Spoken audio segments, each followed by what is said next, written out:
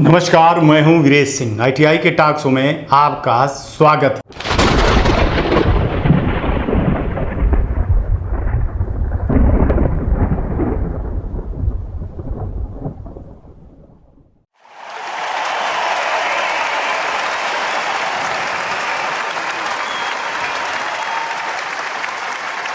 हम तो पूछेंगे। अब जिसको मिर्ची लगती है तो लगे, लेकिन एक चीज सबसे पहले मैं बता दूं कि आज जो सवाल मैं पूछ रहा हूं और उस सवाल के पीछे पहले एक न्यूज दिखा रहा हूं कि देश की 111 प्राइवेट आईटीआई को नोटिस मिला है डीजीटी के तरफ से डीएफिलिएशन का।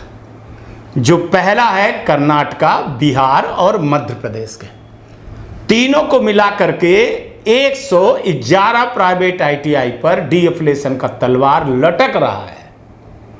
ठीक है, इसके बारे में मैं आपको न्यूज में ये सारी चीजें दिखा रहा हूं कि आप ये 6 तारीख का डीजीटी का लेटर देख लें और देख करके आप समझ लें कि कर्नाटका, बिहार और मध्य प्रदेश में कितने आईटीआई को निपटाने जा रही है डीजीटी या फिर डरा रही है। तो हम तो पूछेंगे कि कार्यक्रम में कि डीजीटी से ये जानना चाहते हैं कि आपने अभी इनसे बड़े बड़े मगरमच्छ थे, उनको क्यों छोड़ दिया। चलिए, सफाई अभियान तो आप कर रहे हैं, पर सवाल आपसे ये है कि और इससे बड़े हैं, जैसे आपने उत्तर प्रदेश, झारखंड को क्यों छोड़ा, जबकि उत्तर प्रदेश में सबसे ज्यादा वो आईटीआई हैं जिन्होंने टेट बढ़वाया है। सबसे ज्यादा उत्तर प्रदेश में टेट बढ़वाए हैं फर्जी तरीके से। तो हम तो पूछेंगे कि कार्रवाई हर जगह, तो उत्तर प्रदेश में कार्रवाई क्यों नहीं हुई है और कोई जांच भी क्यों नहीं हो रही है। सवाल तो बनता है कि क्या कहीं कुछ सेटिंग का मामला है या फिर कुछ और ही मामला है ना। तो इस पर हम तो देखिए डीजीटी के अधिकारियों से सवाल पूछेंगे।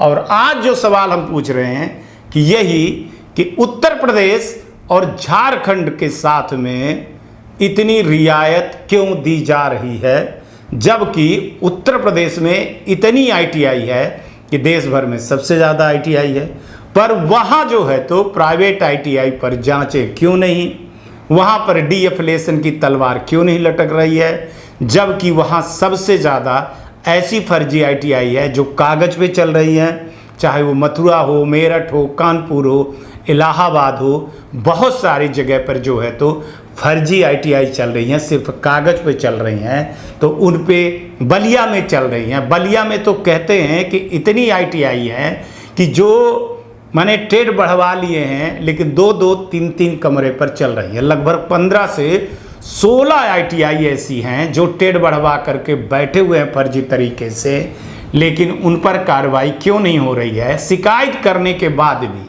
वहाँ के कुछ लोगों ने शिकायत किया था और शिकायत करने के बाद भी उन पर कार्रवाई क्यों नहीं की गई है। तो इस पर सवाल तो हम पूछेंगे, बनता है। अब चलिए, मध्य प्रदेश में जो 31-32 आईटीआई निपटी हैं, इसमें से 10-12 आईटीआई वो हैं कि जो बेचारे आंदोलन के चक्कर में कि हम जांच अपनी आईटीआई की नहीं करवाएंगे, उन्होंने बेचारों ने जांच नहीं करवाई, निरीक्षण नहीं करवाया और इस पर जो है तो आरडीएसडीटी और स्टेट डायरेक्टर ने मिल करके इनको निपटा दिया। इस पर 21 दिन का टाइम दिया गया है जवाब पर। तो मेरा काम है अच्छे आईटीआई को बचाना और फर्जी आईटीआई को टोटली नहीं बचाना। आज आपको समझ में आ गया होगा। और मैं एक चीज़ कह रहा हूँ कि जो लोग कह रहे थे कि डीजीटी कार्रवाई नहीं कर रही है, डीजीटी कार्रवाई नहीं कर रही है, डीजीटी कार्रवाई करना चालू कर दी है और भ्रष्ट आईटीआई बंद हो रहे हैं। राजस्थान की लगभग 300-400 आईटीआई बंद हुई, 100 के लगभग ये हुई, तो 400-500 आईटीआई देश की बंद हो गई हैं।